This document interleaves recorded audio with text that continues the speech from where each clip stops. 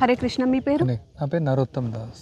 నరోత్తమ్ దాస్ గారు, మేము ఇన్ని రోజులు కూడా కూర్మ గ్రామం కోసం ఎంతో విన్నాము, ఎంతో చూసాము. స్వయంగా వచ్చి చూసి వెళ్ళిన సందర్భాలు కూడా ఉన్నాయి. ఇక్కడ ఎప్పుడు కూడా ఒక ధర్మబద్ధమైనటువంటి ఆచారాలు, సాంప్రదాయాలు పాటిస్తూ వచ్చేటటువంటి వాళ్ళని కూడా ఆకర్షితులుగా చేస్తూ ఉండేవాళ్ళు. అయితే ఈరోజు ఇదంతా కూడా కాలి బూడిదైపోవడానికి గల కారణం ఏమనుకుంటున్నారు? అసలు ఎందుకు ఇలాంటి పరిస్థితి వచ్చిందంటారు? కూర్మగ్రామం యొక్క సనాతన ధర్మాన్ని ప్రచారం చేస్తుంది. ఇప్పుడు చాలా సంఖ్య పెరిగింది. ప్రతిరోజు కూడా విజిటర్స్ రోజు 200-300 మంది వస్తారు. సండే 500 మంది వస్తారు. అండ్ చాలామంది మాకు అతిథులు కూడా వస్తుంటారు. కనీసం ఒక్కరోజైనా ఇక్కడ గడపాలనేసి వాళ్ళు అనుకుంటూ ఉంటారు. ఒక్కరోజైనా కరెంట్ లేకుండా, స్మార్ట్ ఫోన్ లేకుండా ప్రతిరోజు ఇక్కడ 4:30కి ఆరతి జరుగుతున్నది. ఆరతిలో పాల్గొనడం ఎంతోమంది, కొన్ని వందల మంది ఈ యొక్క అనుభవాన్ని పొంది వెళ్తూ ఉంటారు. చాలా ఆనందంగా వాళ్ళ జీవితంలో మర్చిపోయినటువంటి ఒక టైం అనేది ఉంది. సో వాళ్ళందరూ వచ్చి చూసి వాళ్ళు చాలా బాధపడుతూ ఉన్నారు. సో మాకు కూడా చాలా బాధగా ఉంది. ఇంత మంచి కార్యక్రమాన్ని మనం ఇక్కడ జరుపుతున్నాం.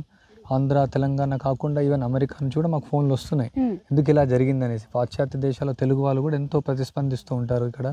సో వాళ్ళందరూ అదే ఆశ్చర్యకరమైనటువంటి విషయం, ఇంత మంచి ధర్మాన్ని మనం ప్రోత్సహిస్తున్నాం, ఇలా ప్రజలకు ఎంతో ఆనందాన్ని ఇస్తున్నాం, అసలు ఎందుకు ఇలా చేయాల్సిన అవసరం, ఈ యొక్క కక్ష అనేది ఎందుకు వాళ్ళు తీసుకున్నారని చాలా బాధ కలుగుతుంది. ప్రత్యేకంగా మా గురువుగారు ప్రభుపాల వారి యొక్క విగ్రహం 6 సంవత్సరాల నుంచి మేము ఆరాధిస్తున్నాం. ప్రజలందరూ చూసి అడుగుతారు, ఈ స్వామీజీ ఆయన మాట్లాడేటట్టే ఉన్నారు, అసలు ఆయన ఉన్నారా అంటే ఆయన విగ్రహంలా కనిపించారు అనమాట. ప్రతిరోజు మేమంతా పూజ చేసేవాళ్ళం. అలాంటి మా యొక్క సెంటిమెంట్స్, భగవద్గీత, భాగవతం, రామాయణం రోజు అందరం కూర్చొని భగవద్గీత వినేవాళ్ళం. ఇక్కడ భాగవతం వినేవాళ్ళం, కీర్తనలు చేసేవాళ్ళం.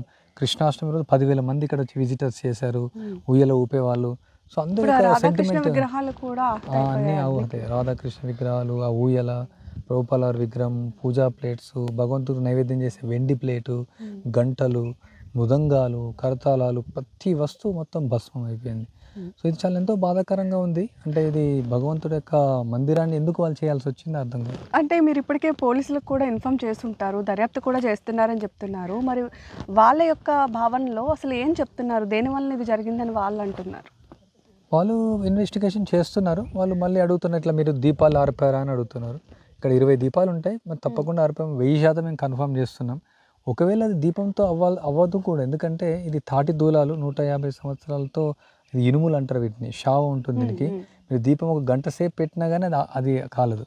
మామూలుగా నేను పోలీస్కే చెప్పాను, మీకు 5 లక్షలు మీకు బహుమతి ఇస్తాము, అక్కడ పాక దగ్గరికి వెళ్ళి మీ తాటి పిల్లర్ మీరు కాలబెట్టండి. కాలదు అది. ఈవెన్ పైన అంతా కూడా మనకు ఆల్టర్ పైన ఒకవేళ దీపాలు అక్కడ ఉన్నటువంటి దీపాలు అనుకుంటే, అంతా మనము కర్రతో చేసినటువంటి ఒక ఆల్టర్ ఉంటుందండి, మొత్తం గర్భగుడి అంతా కూడా. అది డైరెక్ట్ గడ్డికి కనెక్ట్ అవ్వదు, ఎందుకంటే ఈ చెక్క కాలాలంటే కనీసం ఒక 4-5 గంటలు అవుతుంది. అలాంటిది గడ్డి, అలా అంటున్నారు గడ్డి కాలుతుంది కదా అనేసి.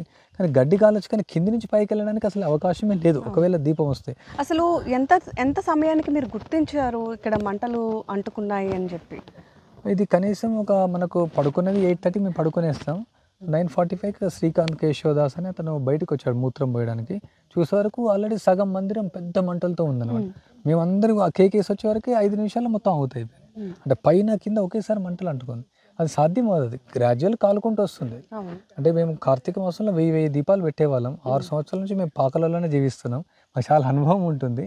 అలాంటిది అసలు ఊహించడానికే లేదు. ఎవరో ఒక వ్యక్తి ఈ యొక్క అసూయాపరుడు, ఈర్ష్యాపరుడు, ఇది ఓర్చుకోలేనటువంటి వాళ్ళు చేసినదని 100% చెప్పవచ్చు, సందేహం లేదు. అయితే ఇప్పుడు అసలు ఏమనుకుంటున్నారు, ఎలాంటి న్యాయం కావాలి అనుకుంటున్నారు? ఇప్పుడు దీనికోసం ప్రభుత్వం తీవ్రమైన చర్య తీసుకోవాలా, పోలీసులు దాన్ని ఇన్వెస్టిగేషన్ చేయమని చెప్పారు. అవసరమైతే ఆ సిబిఐ, సిఐడి కూడా ఇన్వెస్టిగేషన్ చేయాలా. మన పవన్ కళ్యాణ్ గారు కూడా ఇందులో ఇన్వాల్వ్ అవుతే చాలా బాగుంటుంది. అందరూ ఇది సనాతన ధర్మాన్ని ముందుకు తీసుకెళ్ళడానికి ధన సహాయం కూడా ఇవ్వచ్చు, ఎందుకంటే చాలా లాస్ ఉంది, 50-60 లక్షల వరకు లాస్ అయింది. తర్వాత అందరూ కూడా ముందుకు వచ్చి మళ్ళీ కూర్మగ్రామంలో భవిష్యత్తులో ఇలా జరగకుండా అలాంటి కార్యక్రమాలు చేసి, ర్యాలీ చేసి అందరికీ అవేర్నెస్ తీసుకొని రావాలి. అంటే మనకు ధర్మో రక్షిత రక్షిత, అంటే ధర్మాన్ని రక్షించే వాళ్ళు రక్షించబడతారు. ఎవరు రక్షిస్తారు? మనందరం కలిసి రక్షించుకోవడం. అంటే ఎవరు ఆకాశం నుంచి వచ్చి రక్షించారు, భగవంతుడు రక్షిస్తాడు, మా అందరిని రక్షించాడు. కానీ ప్రజలు కూడా దానిలో పాలు పంచుకోవాలి. ఎవరైతే ధర్మాన్ని రక్షిస్తున్నారో వాళ్ళందరినీ రక్షించాలి.